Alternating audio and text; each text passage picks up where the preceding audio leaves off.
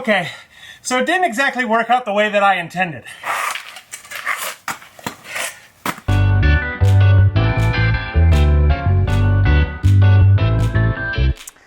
What's up, guys? We're back again, and this time we have a guest. Howdy. With me today I have Zach Sean from Avengr.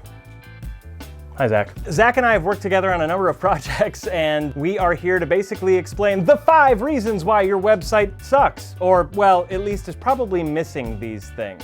We wanted to take a look at some things that designers miss. Your out-of-date copyright and how to make sure that that's always staying up to date. Zach, why don't you tell us a little bit about that? So there's 2 main ways that I like to go about this.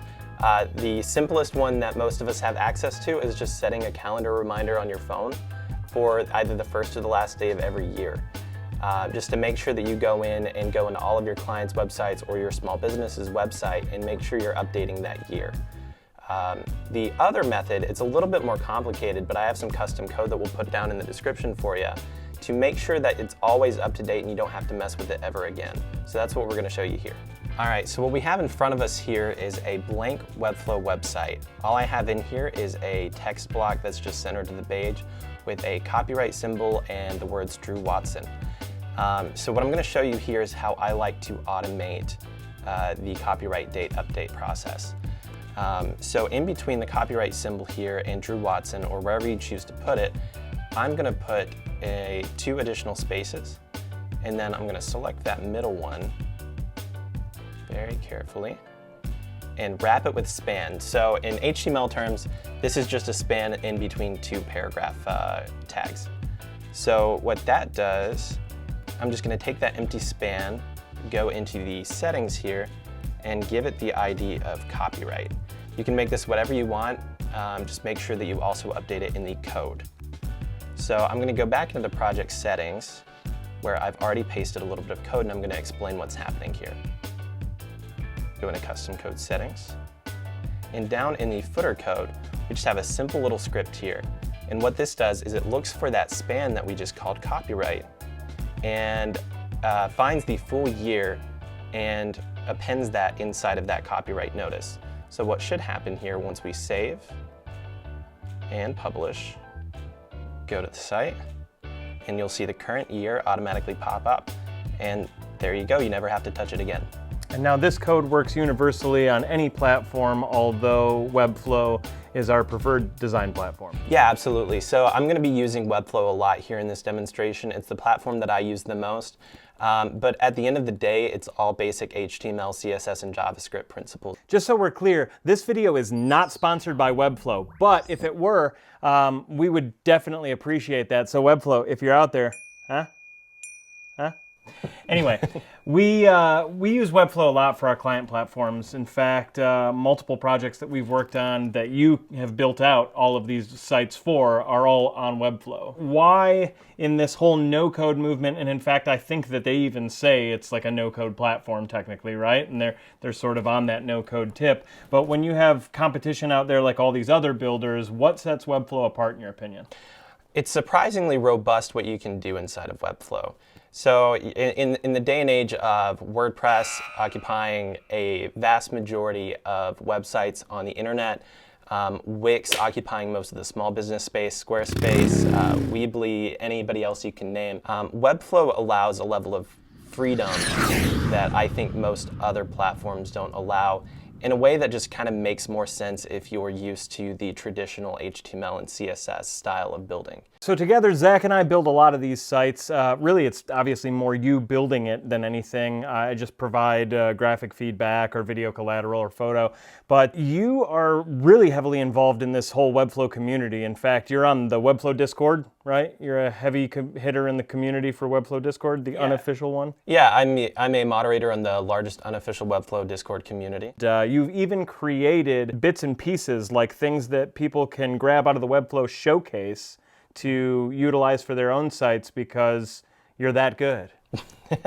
Well, it's more so just trying to provide value for the community and also kind of build my skills in the process. So the second thing I want to talk about today is color contrast on your text. So this is a common thing that people don't think about.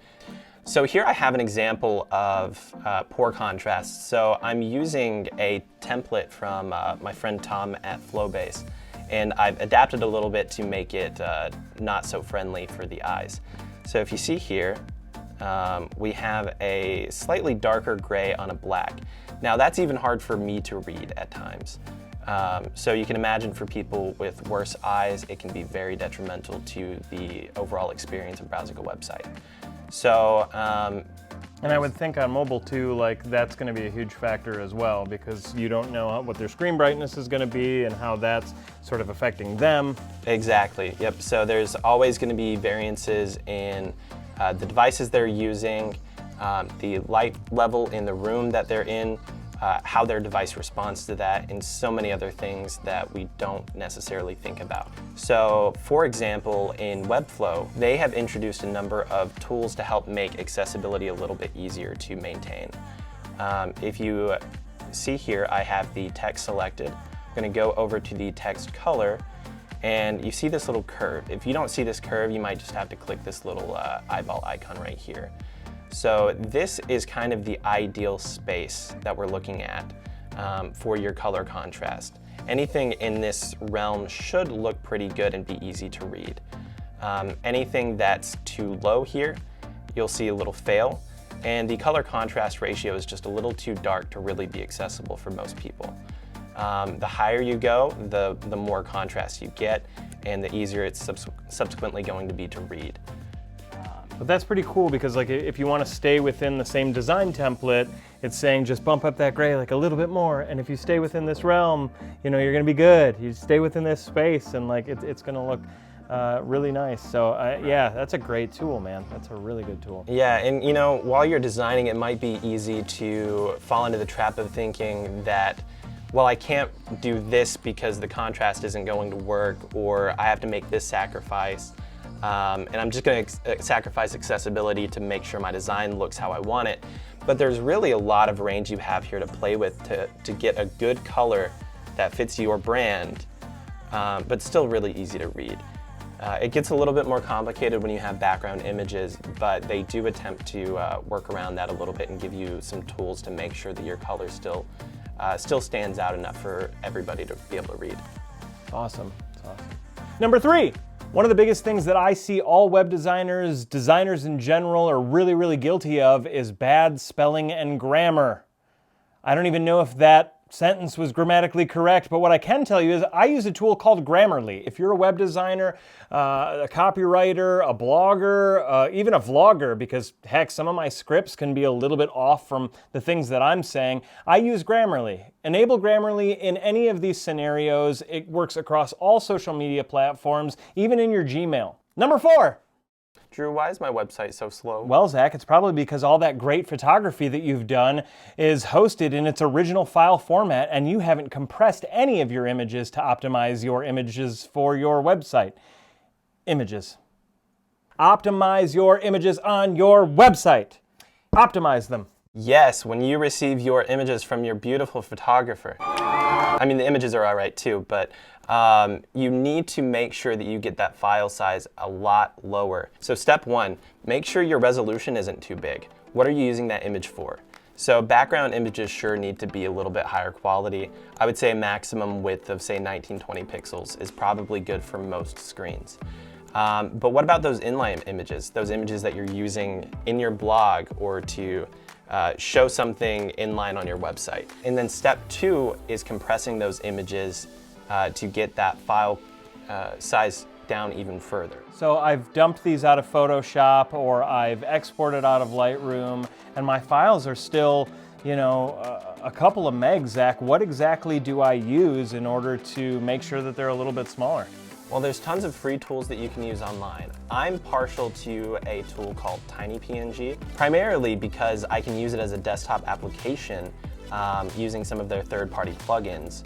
And that lets me upload images in bulk and just wipe out a ton of time that I'd be spending compressing these images one by one. So you use TinyPNG. I'm a big fan of Optimizilla, guys. Both of those links will be in the description as well. I think both are great, but I really like the ability to see the image and compress it, you know, with sort of a percentage gauge. So if I know that Zach needs all of these images to load somewhere around 700 kilobytes per second, then I'll just drag that image into Optimizilla. I will take my percentage down to say 80, 70, 60, 50, somewhere in there, and look at the quality of the image, because I may have to go back into Lightroom, shrink it, recrop it, do something of that nature, export it back out, and bring it into the software in order to make sure that I'm getting the best image quality with the smallest file size. But both of them are really, really, really great tools.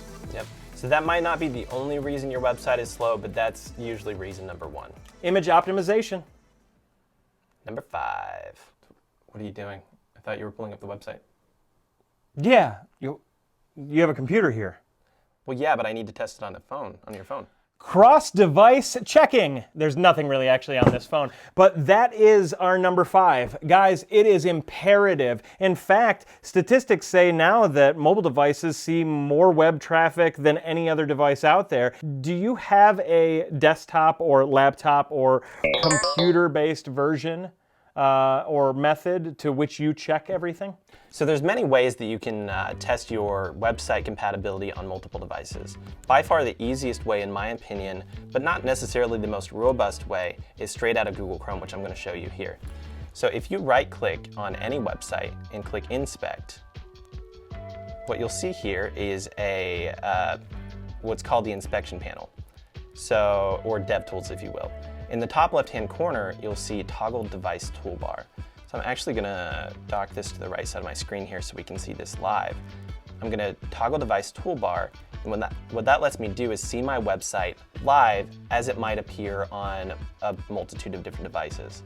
So if you click this drop down up here, we can see what it might look like on an iPhone 6. And it still looks pretty good in this case. But sometimes for more complicated designs that you might have, it's imperative that you look at this and make sure that it's going to look good across multiple devices. But what this doesn't necessarily account for is differences in browser compatibility. So Safari, in my opinion, is notorious for having a few differences in how it works. So it's important that either you have a friend who has an iPhone or a MacBook, for example, that can test these websites on their devices. All right, so let's look at a really fast example of a website that's not optimized for mobile. So let's jump back into Webflow here. What you see here in front of you is a quick template that I have destroyed to make a point here. So what we need to do is go back in and make sure that we adjust that to look a little bit better. And so you'll see here that there's no padding or margin in between these buttons and this image, which doesn't quite work. So what we can do is add a few pixels of margin there, and it looks a lot better. So you need to make sure that you're going in and adjusting for the differences between device types, because what looks good in side-by-side on desktop probably won't look good side-by-side on mobile, just due to the landscape versus portrait differences. And one of the coolest tools that Webflow has is the ability to see it across a handful of different device styles. So guys, once again, if you're looking for a web builder, jump into Webflow. I think you can probably set up a couple of things for free in there and mess around a little bit. Yeah, absolutely. So the basic website is free to build. You just pay to host. Awesome. Very, very cool. 1, out-of-date copyright. Make sure that you're putting Zach's code that he's even provided for you into your website so that your copyright stays current. Number 2, make sure that all of your text is legible. Check your color contrast. Not everybody sees as well as everybody else, and sometimes device conditions may differ. Number 3 is always spelling and grammar. You want to make sure that you don't have run-on sentences, much like I kind of talk anyway. That was a run-on sentence. And it really just make sure that grammar, punctuation, all of that stuff, enable Grammarly in those browsers, guys. It can be a huge, huge help. Number 4, if your website's running slow, check your images. They're probably a bit larger than you think they are.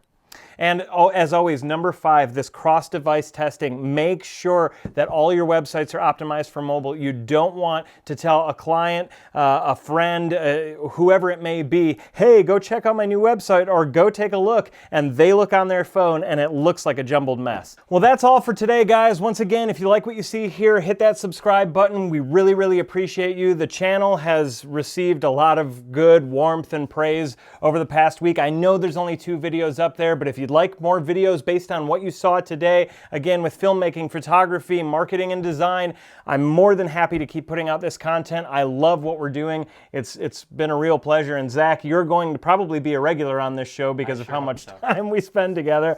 But again, really appreciate you guys. For all of Zach's stuff, if you want to employ him and send Zach a little bit of money, check out his website in the description links below. And again, for all the tools that we have here, I'll try and list all of those. We really appreciate you guys, and have a wonderful day. Thanks again.